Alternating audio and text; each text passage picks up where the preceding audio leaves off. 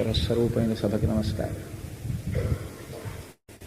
ఆదిశంకరాచార్య కృతమైన కనకధారాస్తవం గురించి నిన్నటి రోజున కొంత విషయాన్ని మీకు నేను విజ్ఞాపన చేసి ఉన్నాను. శంకర భగవత్పాదులు ఆ స్తోత్రాన్ని ప్రారంభం చేస్తూ వందే వందారు మందారం ఇందిరానంద కందలం అమందానంద సందోహబంధురం సింధురాననం అంటారు. గజముఖుడైన వానికి నమస్కరించుచున్నాను. రాశీభూతమైనటువంటి ఆనంద స్వరూపం ఏదైతే ఉందో దానికి నేను నమస్కరించుచున్నాను అని గణపతి ప్రార్థన చేసిన తరువాత ఆయన లక్ష్మీదేవిని స్తోత్రం చేయడం ప్రారంభం చేశారు. ఆయన ఎప్పుడూ కూడా కనకధారాస్తవాన్ని వినేటప్పుడు తప్పకుండా ఒక విషయాన్ని జ్ఞాపకం పెట్టుకోవాల్సి ఉంటుంది.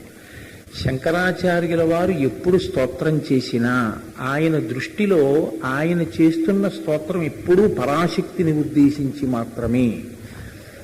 ఇప్పుడు జరగవలసిన ప్రయోజనం ఏమిటి అన్నదాన్ని దృష్టిలో పెట్టుకుని ఆ పరాశక్తి స్వరూపం మీద ఒక మూస వేస్తారు, ఒక ముద్ర వేస్తారు తప్ప ఆయనకి లేదా యథార్థమునకు పరమసత్యమునకు వైదిక ప్రమాణమునకు రూపములతో భేదమన్నది ఈశ్వర స్వరూపమునందు లేదు, ఉండదు. లక్ష్మి ఒకతే, సరస్వతి ఒకతే, పార్వతి ఒకతే, అలా ఏం ఉండరు. నిన్నటి రోజున మీకు విజ్ఞాపన చేశాను, ఉన్న ఒకే ఒక పరాశక్తి స్వరూపం ఒకానొక నాడు మీకు జ్ఞానాన్ని కృప చెయ్యవలసి వస్తే సరస్వతిగా కృప చేస్తుంది. ఆమెయే మీకు సంపదని కృప చేస్తే లక్ష్మిగా కృప చేస్తుంది. అంతవరకు ఎందుకండి, మనం చూస్తున్నటువంటి అధికారుల్లోనే కలెక్టర్ అండ్ డిస్ట్రిక్ట్ మెజిస్ట్రేట్ అని ఉంటారు. ఆయనే కలెక్టర్ గారు, ఆయనే డిస్ట్రిక్ట్ మెజిస్ట్రేటు. రెండుగా ఉండడం నేను అంగీకరించాలని నువ్వంటే సరిపోతుందా? అలా ఏం కుదరదు. ఆయనే కలెక్టర్ గారు, ఆయనే మెజిస్ట్రేట్ గారు. పరాశక్తి స్వరూపం కూడా అంతే. ఉన్నది ఒక్కటే స్వరూపం. ఆ ఒక్క స్వరూపమే ఆయా అవసరములను బట్టి మీరు దేన్ని ప్రార్థన చేస్తున్నారో, మీ యొక్క అవసరమేదో ఆ అవసరాన్ని అనుగ్రహించడానికి వీలైనటువంటి రూపాన్ని ఒకదాన్ని పొందుతుంది. కాబట్టి ఆమెని పరాశక్తిగా స్తోత్రం చేయడానికి ఏమి దోషమేం రాదు. అందుకే ఇందిరానంద కందలం అన్న మాట నిరభ్యంతరంగా పరమ స్వేచ్ఛతో, పరమ స్వాతంత్రంతో, పరమ పూజ్య భావనతో శంకర భగవత్పాదులు అనగలిగారు. ఇందిరా అంటే పరమైశ్వర్యయుక్తురాలు. పరమైశ్వర్యవంతురాలైనటువంటి తల్లి కేవలము లక్ష్మీయే కాదు, ఆమెయే గౌరిగా కూడా అంతే, ఆమెయే సరస్వతిగా కూడా అంతే. శారదా స్వరూపంగా శంకరాచార్యుల వారు శృంగగిరి పీఠంలో అమ్మవారిని పెట్టలేదా? శారదా స్వరూపంగా ఏది కావాలంటే దాన్ని అమ్మవారు కృప చెయ్యట్లేదా? అయినప్పుడు ఇందిరానంద కందలం అన్న మాట పార్వతీదేవికి వర్తిస్తుంది, పార్వతీదేవి కుమారుడైనటువంటి గజముఖుడైనటువంటి గణపతికి వర్తిస్తుంది. కాబట్టి ఇప్పుడు లక్ష్మీదేవిని స్తోత్రం చేస్తున్నారు అన్న మాట ఎందుకు అనవలసి ఉంటుంది అంటే, స్తోత్రము యొక్క ప్రయోజనాన్ని దృష్టిలో పెట్టుకుని ఆ మాట అనవలసి ఉంటుంది. అక్కడ ఉన్నటువంటి ఒక పేద బ్రాహ్మణి, ఒక పేద బ్రాహ్మణుడు, వాళ్ళకి ఇప్పుడు సుఖమును కృప చెయ్యాలి, సంపదని కృప చెయ్యడం శంకరాచార్యుల వారి లక్ష్యము కాదు. మీరు దీన్ని బాగా మనసులో పెట్టుకుని ఆ స్తోత్రాన్ని లోపల తిప్పవలసి ఉంటుంది. కనకధార మీరు ఒకటి జ్ఞాపకం పెట్టుకోండి, యథార్థానికి కనకధార పైకి చదవడం కనకధార అని నేను అనుకోవట్లేదు. చదవడం కనకధార కాదు. కనకధార లోపల ఉన్నటువంటి ప్రయోజనాన్ని, కనకధారలో ఏ తప్పు శంకరాచార్యుల వారు దిద్దుతున్నారు అన్న ప్రయోజనాన్ని, శంకరాచార్యుల వారు ఆ పేద బ్రాహ్మణ కుటుంబానికి సుఖాన్ని ఎలా కల్పిస్తున్నారు అన్నదాన్ని, ఆ స్తోత్రం ఎన్ని అంచెలుగా వెడుతోంది అన్నది మీకు బాగా అర్థమైతే కనకధార మీ యందు కురుస్తోంది. మీరు ఒక మాట జ్ఞాపకం పెట్టుకోండి, అది ధార. ధార అన్న మాటకు అర్థం ఏంటంటే అది ఎప్పుడు ఆగిపోకూడదు, ఎప్పుడూ పడుతుంటేనే ధార. అంతేకాని ఒకనాడు పడి ఈనాడు పడలేదు అని నేను అన్నాను అనుకోండి, అప్పుడు అది ధార అన్న మాట దానికి వాడరు. శంకరులు ధార అన్నారంటే ద్రవిణాంబుధార అని ఆయన ఆ స్తోత్రంలో అన్నారు. దాన్ని కనకధార అని పిలిచారు. తర్వాత కనకధార అన్న పేరు రావడం వెనక అర్థం ఏమిటి అంటే, ఎప్పుడూ మెరుపులతో నీ ఎందది ఉండాలి. ఒక మెరుపులా ఇంకొక మెరుపు కూడా ఉండాలని లోకంలో ఎక్కడా లేదు. కనకధార నాకు ఒకలా అందుతుంది, నన్ను ఒకలా కృప చేస్తుంది. వింటున్న వాళ్ళల్లో ఇంకొకరికి ఇంతకన్నా అద్భుతంగా ప్రకాశించవచ్చు, లోపల మరిన్ని మెరుపులు కనపడవచ్చు. ఇన్ని మెరుపులు ఎవరికి కనపడుతున్నాయో వాళ్ళంత అభ్యున్నతిని పొందుతున్నారు. కనకధారని చదవడము అంటే బాగా జ్ఞాపకం పెట్టుకోండి, జీవిత పర్యంతమో మీరు ఒక సత్యాన్ని ఎరుకలోకి తెచ్చుకొని ప్రవర్తించుట, దానికి యథార్థమునకు కనకధార అని పేరు. ప్రతి శ్లోకం కనకధారగా మారుతూ ఉంటుంది. అందుకే ఎలా జరిగింది అది మీకు నేను ఒక్క విషయాన్ని విజ్ఞాపన చేసే ప్రయత్నం చేస్తాను. శంకరులు ఐశ్వర్యాన్ని ఇస్తున్నారా? శంకరులు దేవతలని మెప్పించి ఐశ్వర్యాన్ని ఇప్పిస్తున్నారా? దేవతలని మెప్పించి ఇప్పిస్తున్నారు. దేవతలని మెప్పించి ఇప్పిస్తే ఇవ్వగలిగిన దేవతలు ఆవిడికి ఎందుకు ఇవ్వలేదు? నిన్నటి రోజున మీకు నేను చెప్పాను, అశరీరవాణి ఒక మాట చెప్పింది. గత జన్మల యందు చేసుకున్నది లేదు, ఒకరికి పెట్టింది లేదు, నేను ఇప్పుడు ఇవ్వడం కుదరదు అంది ఆవిడ. అంటే కర్మ యొక్క ప్రాధాన్యత ఎంత గొప్పదో మొట్టమొదటి స్థాయిలో చెప్తున్నారు. కేవలము ఎప్పుడూ సంపాదించడం, సంపాదించింది దాచుకోవడం తప్ప అంటే లౌకికమైనటువంటి వాదన యందు దాన్ని మీరు తప్పు పట్టడానికి హేతువు దొరకకపోవచ్చు. నా కష్టం అండి, నేను సంపాదించాను, నాకు ఈశ్వరుడు ఒక విభూతినిచ్చాడు, ఆ విభూతిని అడ్డు పెట్టాను, సంపాదించాను, దాచుకున్నాను, మీకెందుకు దాని గురించి? నేను ఒకరికి పెట్టలేదని మీరెందుకు బాధపడతారు అనొచ్చు. బాధపడుతున్నది నువ్వు దాచుకున్నావని కాదు, నువ్వు పెట్టకపోతే వచ్చే జన్మలో నీకు అనుభవమునకు సుఖము రాదు, దుఃఖమే దరిద్ర రూపంలో అనుభవానికి వస్తుంది. ఇందుకు బాధపడ్డారు తప్ప నువ్వు దాచుకున్నావన్న బాధ ఎవరికీ ఉండదు. సనాతన ధర్మంలో ఉండేటటువంటి ఆ పెద్ద మిలిక మీరు పట్టుకోవాలి. ఇవాళ సుఖంగా ఉన్నావు కాదు, నువ్వు ఎప్పటికీ సుఖంగా ఉండాలి. ఎప్పటికీ సుఖంగా ఉండాలి అంటే కర్మయందు భక్తి వచ్చి చేరాలి పక్కన. భక్తి అన్న మాటకు అర్థం ఏంటంటే, భక్తి విశ్వాసమే భక్తి, శ్రద్ధయే భక్తి. శ్రద్ధ అంటే ఏంటి? శాస్త్రస్య గురువాక్యస్య సత్యబుద్ధ్యావతారణ సా శ్రద్ధా కవితా సిద్ధి యయా వస్తూపలభ్యతే అంటారు శంకరాచార్యులు వారు భాష్యం చేస్తూ. శ్రద్ధ అన్న మాట మీద శ్రద్ధ అంటే ఇదే, ఇది ఎప్పుడూ స్ఫురణలో జ్ఞాపకం పెట్టుకోవలసినటువంటి విషయం. శాస్త్రస్య, శాస్త్రం ఏం చెప్తోందో ఆ మాట మీద, గురువాక్యస్య, గురువు గారు ఏం చెప్తున్నారో దాని మీద. శంకరులు కారణజన్ములు. కారణజన్ములైనటువంటి శంకరులు 5 సంవత్సరముల వయస్సు వచ్చేటప్పటికే ఒక వృద్ధ పేద బ్రాహ్మణ కుటుంబాన్ని అడ్డుపెట్టి జాతి అంతా చేస్తున్న ఒక తప్పుని దిద్దుతున్నారు ఆయన. ఇప్పుడు ఆయన గురువుగా కూర్చునున్నారు. కూర్చునుంటే శంకరాచార్యులు వారు చేసినటువంటి స్తోత్రంలో ఉన్న మెరుపుల్ని నువ్వు కేవలం అందులో ఉన్న అందాలుగా మాత్రమే భావన చేస్తే అసలు సత్యం నీకు ఎప్పటికీ ఎరుకలోకి రాదు. అసలు ఎందుకు చేస్తున్నారు ఈ శ్లోకాలన్నీ? అన్ని శ్లోకాలు ఒక్క ప్రయోజనానికే చేస్తున్నారు. ఎంతవరకు వెడుతుంది ఈ ధార? మీరు బాగా గుర్తుపట్టండి. ధార అంటే పడుతూనే ఉంటుంది ఎప్పటి వరకు? మీకు అనుభవంలోకి వచ్చే వరకు. ధార దేనికి? మీ దాహార్తిని తీర్చాలి, మీ దాహం తీరాలి తప్ప ధార అక్కడ పడుతోంది, నేను ఇక్కడ ఉన్నాను, నేను దాహంతో ఉన్నానంటే కుదరదు. ఆ ధార నేనైపోవాలి. ఆ ధార నేనైపోతే నా దాహం తీరిపోతుంది. ఇప్పుడు శాస్త్రస్య గురువాక్యస్య సత్యబుద్ధ్యావధారణ అయితే శ్రద్ధ. శంకర భగవత్పాదులు ఈ స్తోత్రాన్ని ఎందుకు చేస్తున్నారో, ఏ తప్పు దిద్దుతున్నారో ముందు మీకు తెలియాలి. అది మీకు తెలిస్తే మీలో మెరుపులే కనకధార. అది మిమ్మల్ని దిద్దేస్తోంది. దిద్దేసి మీరు ఎప్పటికీ సుఖంగా ఉండగలిగినటువంటి స్థితిని మీకు అందిస్తోంది. ఇది మీకు పైన బ్రాహ్మణ కుటుంబాన్ని అడ్డుపెట్టి చూస్తే అప్పటికప్పుడు సన్నివేశంలో కనపడే దోషం ఏది అంటే, ఆమె గత జన్మల యందు ఆయన కాని ఆవిడ కాని ఎవ్వరికీ పెట్టినవారు కారు కాబట్టి ఇప్పుడు వారికి సుఖము అనుభవములోనికి లేదు. ఇప్పుడు అది దిద్దబడాలంటే ఎవరు అనుగ్రహించాలి? దేవతలే అనుగ్రహించాలి. ఇప్పుడు అనుగ్రహించవలసినటువంటి దేవతలు ఎందుకు అనుగ్రహించాలి? మీరు కొంచెం జాగ్రత్తగా ఆలోచించండి. అనుగ్రహించడానికి కారణం లేకే కదా ఏమీ ఇవ్వలేదు. మరి ఇప్పుడు అకస్మాత్తుగా ఇవ్వడానికి ఏముంటుందని అనుగ్రహించాలి? ఒక్కటే జరిగింది, ఆయన చేతిలో ఉసిరికాయ వేసింది. ఆయన చేతిలో ఉసిరికాయ వేస్తే అనుగ్రహించడానికి అది కారణం ఎలా అయింది?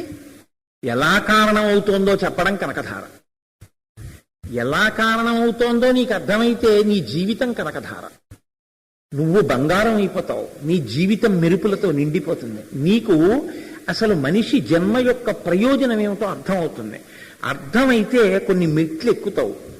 ఎక్కడి నుంచి ఎక్కడికి వేశారంటే శంకరాచార్యులు వారి ఈ సోపానాల్ని కనకధారా స్తోత్రము యొక్క విస్మృతే, దాన్ని బాగా విస్తరిస్తే శాంకర వాంగ్మయం తర్వాతి కాలంలో. మీరు లోకంలో ఒక పోకడ ఉంటుంది.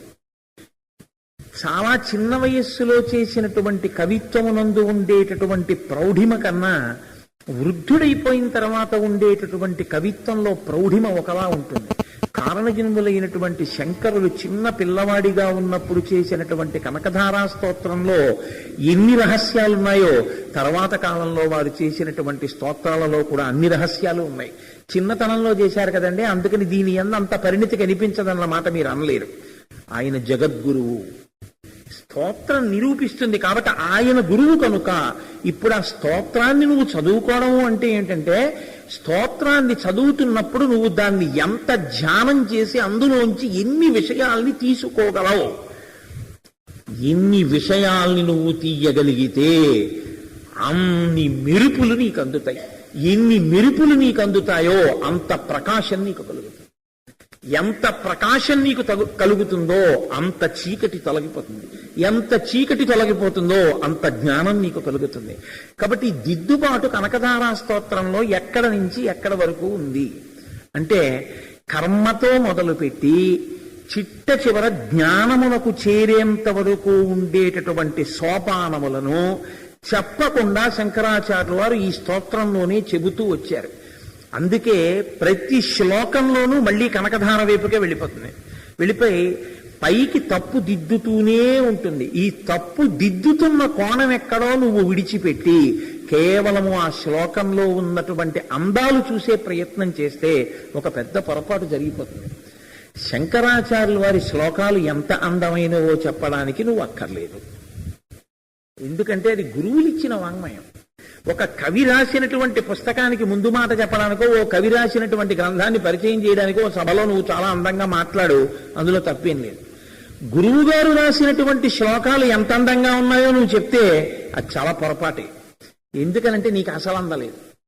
అసలేది గురువు గారు నిన్ను దిద్దుకోవడానికి ఒక సందేశం ఇచ్చారు. అది ఒక బ్రాహ్మణ కుటుంబం కోసం చేసిన స్తోత్రం అయితే ఇప్పటికీ మనం వాడుకోవలసిన అవసరం, ఎప్పటికీ వాడుకోవలసిన అవసరం, దానికోసం ఇవాళ మనం ప్రసంగాలు చేయవలసిన అవసరం, మీరింత కష్టపడి ఎక్కడెక్కడి నుంచో వచ్చి వినవలసిన అవసరం లేదు. అంటే అది కాలముతో కానీ దేశముతో కానీ హద్దు నియతి కలిగిన స్తోత్రము కాదు. ఎప్పటికీ పనికొచ్చే స్తోత్రమే. ఎప్పటికీ పనికొచ్చేటటువంటి స్తోత్రమైన స్తోత్రం గురుముఖత వస్తే ఇప్పుడు దాన్ని నువ్వు అనుభవించడం అంటే అర్థం ఏంటి? ఎక్కడ నీ తప్పుందో, ఎక్కడ గురువు గారు దిద్దారో పట్టుకోవడమే ఆ స్తోత్రం యొక్క వైభవం ప్రకాశించడం. అలా కాకుండా శంకరాచార్యుల వారు ఎంత బాగా చెప్పారో, శంకరాచార్యుల వారు ఎంత బాగా చెప్పారో అంటూ నువ్వు శంకరాచార్యుల వారి కవితా వైభవాన్ని అందులో చూడడం మొదలు పెడితే అసలు నువ్వు మర్చిపోయావని గుర్తు. అప్పుడు నువ్వు చెయ్యరాని దోషమే చేస్తున్నావు. శంకరుల ప్రజ్ఞ చూడగలిగిన గొప్పవాడివా నువ్వు? సూర్యుడి దగ్గరికి వెళ్ళి దీపం పెట్టి సూర్యుడిని చూపిస్తావా? సౌందర్యలహరంతా చెప్పినటువంటి శంకర భగవత్పాదులంతటి వారే చిట్ట చివర వినయంతో నిలబడిపోయి ప్రదీప జ్వాలాభిర్దివసకర నీరాజన విధి అంటారు. అందుకే పెద్దలు ఒక అద్భుతమైన మాట అంటారు కనకధార గురించి. ఏమంటారంటే, కనకధారా స్తోత్రము వరి పంట అన్నారు. వరి పంట కాదు, మీరు ఏ పంట అయినా అనొచ్చేమో. మీరు చూడండి, వరి పంట వేసేటటువంటి వాడు మొట్టమొదట వర్షం కోసం ఎదురు చూస్తాడు. వర్షం వస్తోంది అనగానే నాగలి భుజాన పట్టుకుని పరుగు పరుగున పొలానికి ఎడతాడు. వెళ్ళి పొలం దున్నుతాడు. పొలం దున్ని రాళ్ళు రప్పలు ఏరేస్తాడు. ఇప్పుడు అందులో నీరు బాగా పట్టింది. అందులోకి తీసుకొచ్చి ఆ ఆకుమడిలోంచి మొక్కలు ఒకదాని పక్కనొకటి ఎంత దూరం ఉండాలో అంత నాటుతాడు. దేనికి పొలం దున్నాడు? దేనికి వాన కోసం ఎదురు చూశాడు? దేనికి మొక్కలు నాటాడు? అవి రోజు పెరిగి పెద్దవవుతుంటే గట్టు మీద భుజం మీద కర్రేసుకుని తిరుగుతూ అవి దెబ్బ తినకుండా, నీరు ఎక్కువ అయిపోకుండా తక్కువ అయిపోకుండా నీరు పెట్టి ఎందుకు కాపాడాడు? అవి పైకి వస్తుంటే చిలుకలు ఎలుకలు వాటిని ధ్వంసం చేయకుండా ఎందుకు రక్షించాడు? ఆ కంకుల కోసం. మొక్క వెయ్యగానే కంకి రాదు. కంకులొచ్చే వరకు రైతు పరిశ్రమ చేస్తూనే ఉంటాడు, వ్యవసాయం చేస్తూనే ఉంటాడు. కంకులు వచ్చేసిన తర్వాత ఏం చేస్తాడు? కంకులను దులుపుకుని గింజ తీసుకెళ్లి మిగిలింది గడ్డి అని అక్కడ వదిలేస్తాడు. నువ్వు కర్మ ఎంతవరకు చెయ్యవలసి ఉంటుంది అంటే జ్ఞానము కలిగేంత వరకు సత్కర్మానుష్ఠానము చేస్తూనే ఉండవలసి ఉంటుంది. ఒకసారి వరికంకు దొరికిన తర్వాత, ఇంకా జ్ఞానము కలిగిన తర్వాత నువ్వు కర్మ చేశావా చేయలేదా అన్నది జ్ఞాని విషయంలో పట్టించుకోవాలా అంటే అలా చెప్పడం చాలా కష్టం. ఎందుకంటే విధి నిషేధములు జ్ఞాని యందు చెప్పడం కుదరదు. వరి పంట ఎలా రైతు పండించాడో అలా నీ జీవితాన్ని పండించుకోవాలని నువ్వు అనుకుంటే కనకధారని ఆ కోణంలో దర్శనం చేయడం మొదలుపెట్టు. శంకరులు ఎందుకు ఇచ్చారో నీకు అర్థమవుతుంది. ఇది ఒకనాటితో అయిపోయే ప్రయోజనం కాదు. ఈ ప్రయోజనం ఈ భూమండలం ఉన్నంత వరకు, కాలం ఉన్నంత వరకు, సూర్యచంద్రులు ఉన్నంత వరకు, మనుష్య జాతి ఉన్నంత వరకు మనిషిగా బతకాలంటే కనకధారా స్తోత్ర వైభవం ప్రకాశించాలి. ఈ ప్రకాశం జరగాలి అంటే గణపతి యొక్క అనుగ్రహం ఉండాలి. అందుకని గణపతి ప్రార్థన చేశారు తప్ప కేవలము ఒక బ్రాహ్మణ కుటుంబాన్ని అనుగ్రహించడం కోసమే గణపతి ప్రార్థన జరిగింది అని నువ్వంటే గురుముఖత వచ్చిన స్తోత్ర వైభవాన్ని ఇవాళ నువ్వు ఒక శిష్యుడిగా కూర్చుని అందుకోవడానికి చేసే ప్రయత్నంలో గణపతి ప్రార్థనని అక్కడ వరకే నువ్వు పరిమితం చేస్తే ఇప్పుడు ఆ గణపతి ప్రార్థన నీకు అక్కర్లేదని కూడా నువ్వు చెప్పేసినట్టే అవుతుంది. కాబట్టి గణపతి ప్రార్థన ఎంతకాలం ఉండాలి? కనకధార నీలో ప్రకాశించాలనుకున్నంత కాలం నువ్వు కూడా గణపతి ప్రార్థన శ్లోకం చదివే కనకధార చదవాలి. అందుకనే శంకరులు గణపతి ప్రార్థన చేసియే కనకధార చేశారు. ఇప్పుడు శంకరులు అంటారు అసలు స్తోత్రాన్ని ప్రారంభం చేస్తూ అసలన్న మాట వాడడం కూడా దోషమే. ఎందుకంటే గణపతి ప్రార్థనయే అసలు విఘ్నం తొలగిపోవడమే కార్యసిద్ధి, కృతకృత్యుడు కావడం. అందుకని గణపతి ప్రార్థన పక్కన పెట్టండి, ఇంకిక్కడి నుంచి అసలు మొదలైంది అన్న మాట అనొచ్చా? అనకూడదు. కనకధార మొదలైందనే అనాలి. ఎప్పుడు నువ్వు విఘ్నాన్ని తెలుసుకున్నావో, విఘ్నాన్ని తొలగించుకునే ప్రయత్నం మొదలుపెట్టావో అప్పుడే నీలో మెరుపులు మొదలయ్యాయి. కాబట్టి ఇప్పుడు అంగం హరేః పులకభూషణమాశ్రయంతి భృంగాంగనేవ ముకుళాభరణం తమాలం అంగీకృతాఖిల విభూతి రపాంగలీలా మాంగళ్యదాస్తు మమ మంగళ దేవతాయాః అని మొదలు పెడతారు. ఇప్పుడు శంకరాచార్యులు వారు అమ్మవారి యొక్క అనుగ్రహాన్ని పొందుట కొరకు, నేను ఎప్పుడు ఈ మాట అంటున్నా లౌకికమైనటువంటి ప్రస్తావన కొరకు ఈ మాట అన్నా, మీరొక్క విషయాన్ని జ్ఞాపకం పెట్టుకోవాల్సి ఉంటుంది. నేను పైకి అమ్మవారు అంటుంటాను, కానీ అమ్మవారు అంటే విష్ణు సహితమైన అమ్మవారు తప్ప విష్ణువుని వేరు చేసి లక్ష్మీ స్తోత్రం శంకరాచార్యులు వారు చెయ్యలేదు. కనకధార అనగా లక్ష్మీ స్తోత్రము అని ఎవరైనా అన్నారనుకోండి, తప్పు ఆ మాట అసలు. ఎందుచేత అంటే లక్ష్మి ఎక్కడుంటుంది? లక్ష్మీం క్షీరసముద్రరాజతనయాం అంటే చిన్నబుచ్చుకుంటుంది. శ్రీభాష్యం అపలాచార్య స్వామి వారు ఒకసారి విశాఖపట్నంలో మాట్లాడుతూ లక్ష్మీం క్షీరసముద్రరాజతనయాం అంటే నా తల్లి చిన్నబుచ్చుకుందని శ్రీరంగధామేశ్వరీం అని వెంటనే అన్నారు. ఆడదాని గౌరవం అత్తవారింటితో కలిపి చెప్పినప్పుడే, భర్తృ సంబంధంతో చెప్పినప్పుడే ఆ గౌరవం. ఆవిడ ఎక్కడుంటుంది అంటే ఎక్కడ నారాయణుడు పూజింపబడతాడో అక్కడ ఉంటుంది, ఎక్కడ నారాయణుడికి గౌరవం ఉంటుందో అక్కడ ఉంటుంది. కాబట్టి లక్ష్మీ కటాక్షం కావాలనుకున్నవాడు ముందు పొందవలసిన అనుగ్రహం విష్ణువు యొక్క అనుగ్రహం.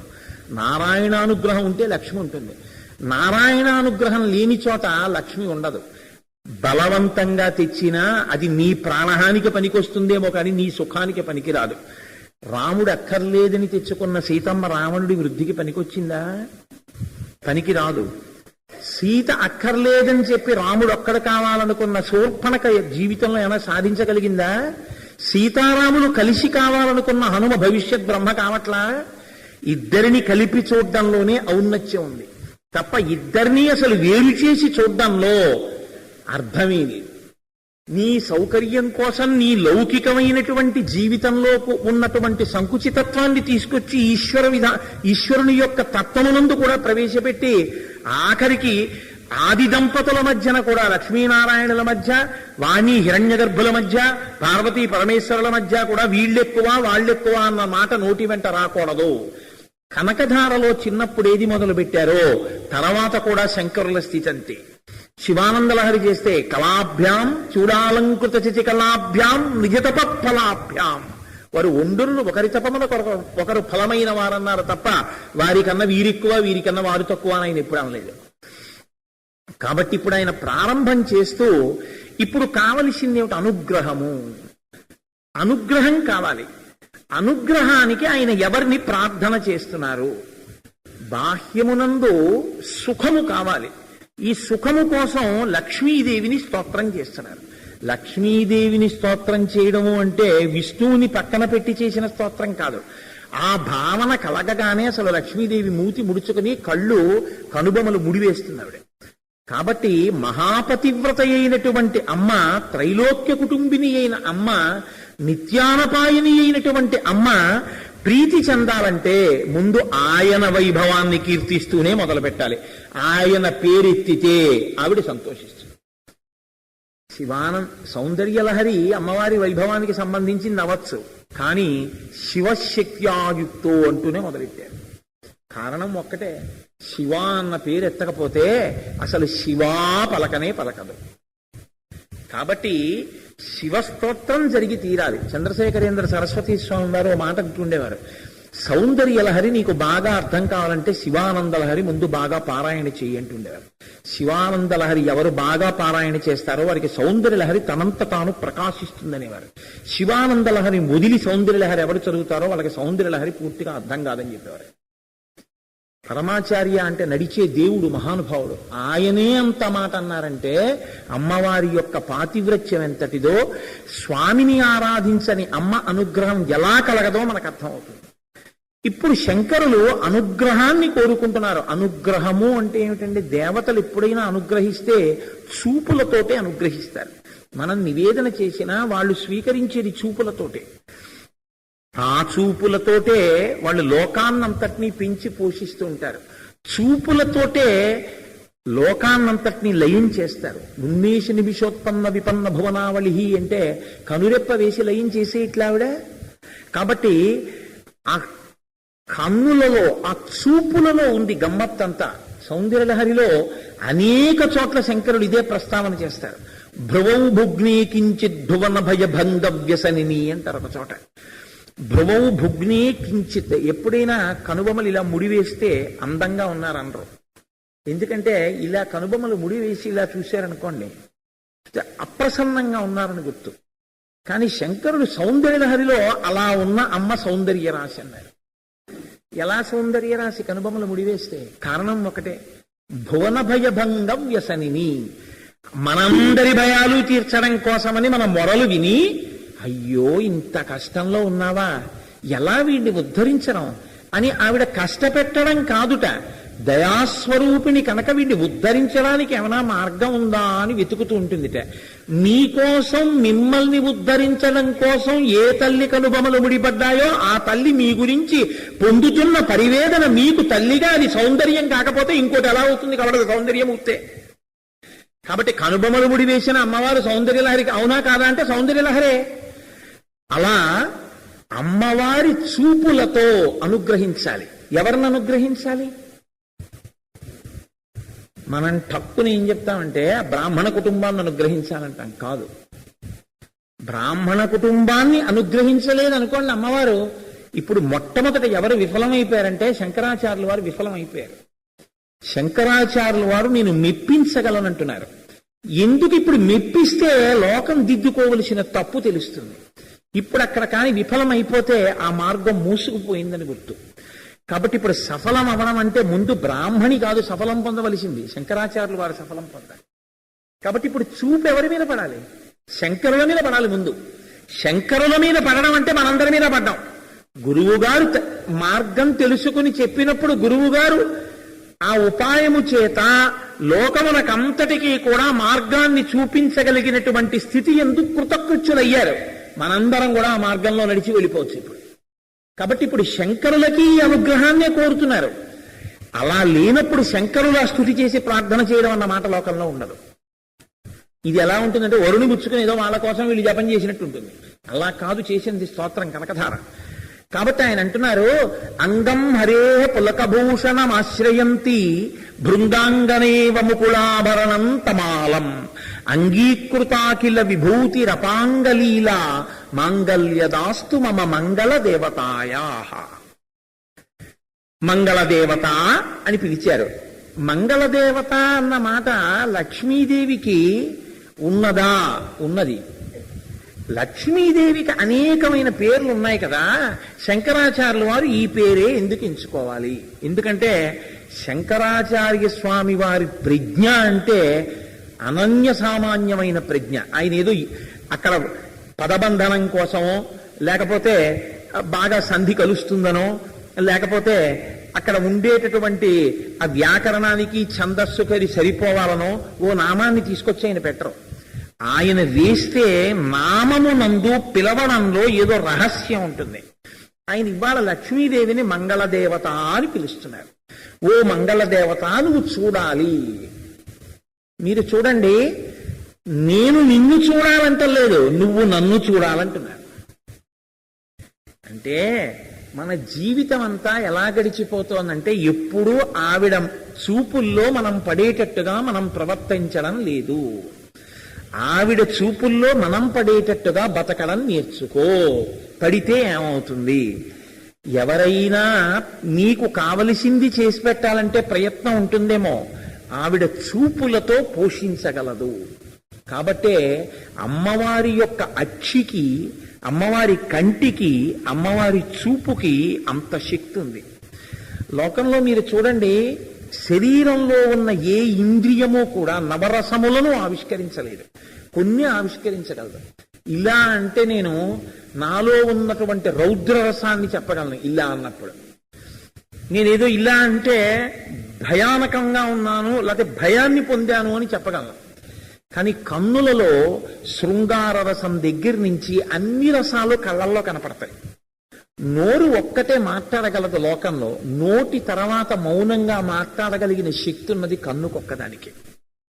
కళ్ళతో మాట్లాడుకుంటున్నారని వాళ్ళిద్దరంటారు. మీరు చూడండి, లోకంలో ఈ మాట ఉందా లేదా?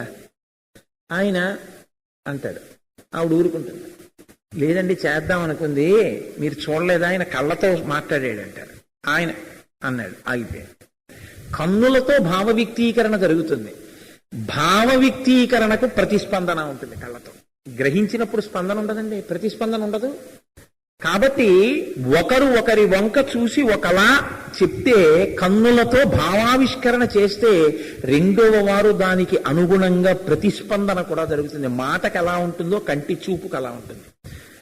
ఇప్పుడు ఏమీ మీరు కొత్త కొత్త విశేషణాలు తెచ్చి వెయ్యకుండా లౌకికంగానే చూపుకంత శక్తి ఉంది. ఈ చూపు అమ్మవారి చూపు అయితే, నాకు ఆ అగరత్తుల పొగ పడదు, నేను ముందే చెప్పాను, దయచేసి ఆ పొగ ఎక్కడి నుంచి వస్తుంది, దయచేసి అది లేకుండా చేతులు, నాకు దగ్గు వచ్చేస్తుంది, నాకు అదొక బలహీనత, అగరవత్తుల పొగ నాకు పడదు. కనుక ఇప్పుడు అమ్మవారి చూపు ఎంత గొప్ప చూపు, ఎంత తేలికైన విషయం ఏం కాదు. ఎవరు చెయ్యాలి ఈ పని? 5 సంవత్సరముల పిల్లవాడు 5 నుంచి 6 మహా అయితే అప్పుడే చేశారు కనకధార అని. ఆ పిల్లవాడు చెయ్యాలి. ఎవరిని చెయ్యాలి? అమ్మవారిని ఉద్దేశించి చెయ్యాలి. ఇంత పెద్ద బాధ్యత తలకెత్తుకున్నారు. ఎందుకు ఎత్తుకోవాలి? ఒక్కటే కారణం.